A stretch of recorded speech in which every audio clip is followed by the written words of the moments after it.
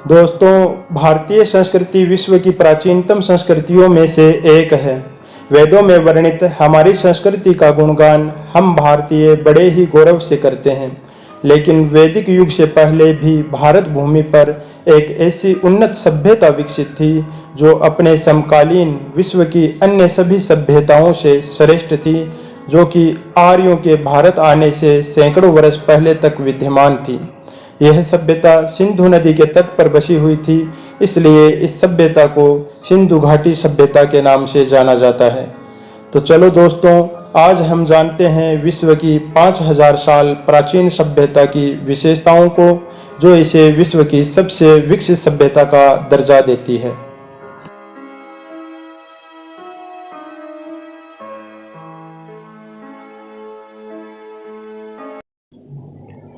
दोस्तों, बात 1853 से 1856 के बीच की है, जब कराची और लाहौर के मध्य रेलवे ट्रैक का निर्माण कार्य चल रहा था। तब रेलवे इंजीनियर्स, दो भाइयों जिनका नाम जेम्स और विलियम बर्टन था, उन्होंने रेलवे ट्रैक के लिए हड़प्पा की पुरानी ईंटों का प्रयोग किया तथा इसकी सूचना उन्होंने अंग्रेज गवर्नमेंट को दी कि यहाँ पर एक प्राचीन सभ्यता दबी हुई है। तब 1856 में अलेक्जेंडर कनिंघम नामक अंग्रेज अधिकारी ने हड़प्पा का निरीक्षण किया तथा 1861 में इन्होंने भारतीय पुरातत्व विभाग की स्थापना की। सन 1921 में इसी पुरातत्व विभाग के प्रमुख सन जॉन मार्शल के निरीक्षण में पहली बार हड़प्पा का उत्खनन कार्य प्रारंभ हुआ। भारतीय शोधकर्ता दयाराम साहनी ने सन 1921 में हड़प्पा तथा 1922 में राखलदास बनर्जी ने मोहनजोदड़ो में उत्खनन कार्य शुरू किया और पूरी दुनिया के सामने भारत के गौरवशाली प्राचीन सभ्यता को उजागर किया। आजादी के वक्त तक 40 स्थानों की खोज की गई थी, लेकिन तब से अब तक लगभग 1500 स्थानों की खोज की जा चुकी है, जिनमें से ज्यादातर स्थान भारत में हैं।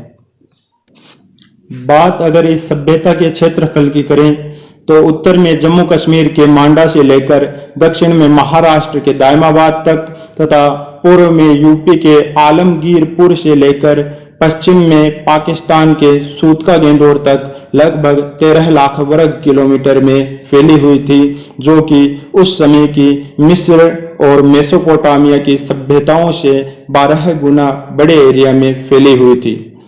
विदेशी इतिहासकारों के अनुसार सुमेरियन सभ्यता के लोगों ने इस सभ्यता का निर्माण किया, जबकि भारतीय इतिहासकारों ने इसे मूल निवासियों के द्वारा ही निर्मित सभ्यता बताया गया है।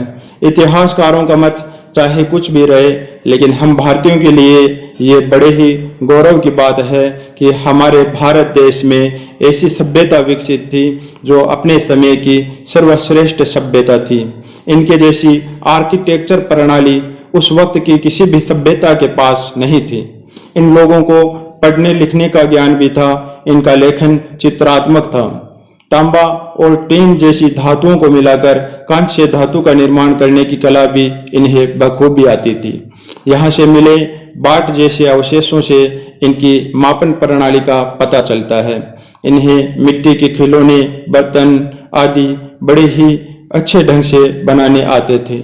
इन्हें गणित जैसे विषय का भी ज्ञान यकीनन होगा, तभी इन्होंने रचनाबद्ध और विशाल भवन सटीक लंबाई और चौड़ाई के साथ बनाए। हड़प्पा सभ्यता के रास्ते आपको आश्चर्यचकित कर देंगे, क्योंकि उस दौर में भी उन्हें एक सुनियोजित ढंग से बनाया गया था। शहर के रास्ते आपस में एक दूसरे को समकोण पर काटते हैं, जिसे ग्रिड पद्धति कहते हैं। मुख्य रास्ता 10 मीटर तक चौड़ा हुआ करता था तथा अन्य रास्ते 3 से 4 मीटर तक चौड़े बनाए जाते थे। अगर बात स्वच्छता की जाए तो हमारे पूर्वज हमसे कई कदम आगे थे। हर घर में एक कुआं, स्वच्छता कुंड और जल निकासी के लिए नालियां हुआ करती थी, जो मुख्य नाले से मिलकर दूषित जल को शहर से बाहर ले जाती थी। ये सभी नालियां ऊपर से ढकी हुई थी तथा मुख्य नालियों पर चैम्बर बने होते थे। इनके भोजन में गेहूं, जौ, तरबूज, खजूर, राई, सरसों, चावल आदि शामिल थे। तो इनका सौंदर्य बढ़ाने के लिए ये मनके, मोती, हाथी दांत, सीप आदि से बने गहनों का प्रयोग किया करते थे। दोस्तों, सिंधु सभ्यता के लोग शांति प्रिय हुआ करते थे, क्योंकि अब तक कोई भी ऐसा प्रमाण नहीं मिला है जिससे ये साबित हो कि कहीं पर भी युद्ध हुआ हो। लेकिन ये दुर्भाग्य की बात है कि इनकी लिखी हुई लिपि अभी तक नहीं पढ़ी गई है। लेकिन उम्मीद करते हैं जब कभी भी इसे पढ़ा जाएगा तब इस प्राचीन सभ्यता के बारे में छिपे हुए रहस्यों से पर्दा उठ जाएगा और यह रहस्य हम भारतीयों के लिए और भी गौरवमय साबित होंगे। इसी उम्मीद के साथ आप सभी दोस्तों से यही रुकने की इजाजत चाहता हूं। अगर आपको मेरी यह जानकारी अच्छी लगी तो अपने दोस्तों के साथ शेयर जरूर करें और हमें कमेंट बॉक्स में बताएं। और अगर आप हमारे चैनल पर नए हैं तो चैनल सब्सक्राइब कीजिए और बेल आइकॉन को दबाएं ताकि आप हमसे मिल सके नेक्स्ट वीडियो में। तब तक के लिए जय हिंद, जय भारत।